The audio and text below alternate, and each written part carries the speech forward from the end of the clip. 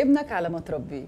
يعني ايه الكلام ده؟ يعني ابننا بيكبر على اللي احنا عودناه عليه واللي شافنا واحنا بنعمله. يعني لو احنا كل يوم بنغسل سناننا ونستخدم الفرشه والمعجون بعد كل اكله ونعمل فلوسنج لسناننا، ابننا هيطلع كده. لو احنا اهتمينا ورحنا للدكتور وابننا عارف ان احنا رايحين للدكتور وان ده شيء مهم وان دكتور الاسنان ده حاجه اساسيه في حياتنا، ابننا برضه هيعمل كده.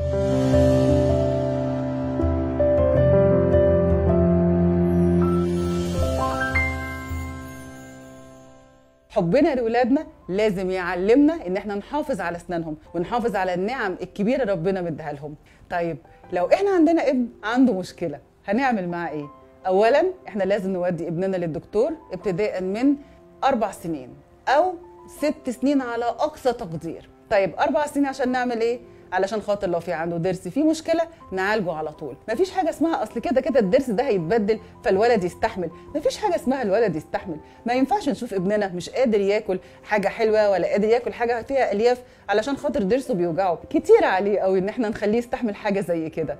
طيب ولو ما عندوش مشكله الحمد لله هنوديه امتى للدكتور؟ ماكسيموم 6 سنين. التقويم لو اتلحق بدري الحاله دي بتكون كويسه، ممكن جدا ما يحتاجش بعد كده تقويم ثابت لما يكبر. ممكن نعمل له تقويم متحرك يعالج له مشكله اسنانه او المشاكل اللي موجوده في اسنانه عامه.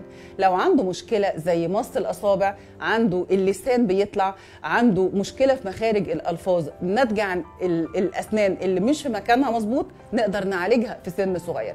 دايما الحاجه لما تتعالج بدري بتجيب نتيجه حلوه قوي. ما ينفعش نفضل مستنيين لما الحاله تبقى ابننا عنده 14 15 او اكتر من كده ويطلع عنده مثلا مشكله في الفك السفلي او داخل كليه عسكريه وعايز يقدم فيها، نكتشف ساعتها بس ان احنا عايزين نعالج وضع الاسنان او نعالج العضه بتاعته. الكلام ده مش مظبوط. ابنك على ما تربيه لازم من الاول تعوده. دكتور السنان ده حاجه مهمه. دكتور السنان ده هو اللي هيأثر في شكلك لما تكبر. دكتور الاسنان دوت هو اللي هيخليك تدخل كليه عسكريه لو انت حابب كده. دكتور الاسنان هو اللي هيأثر على مستقبلك كله.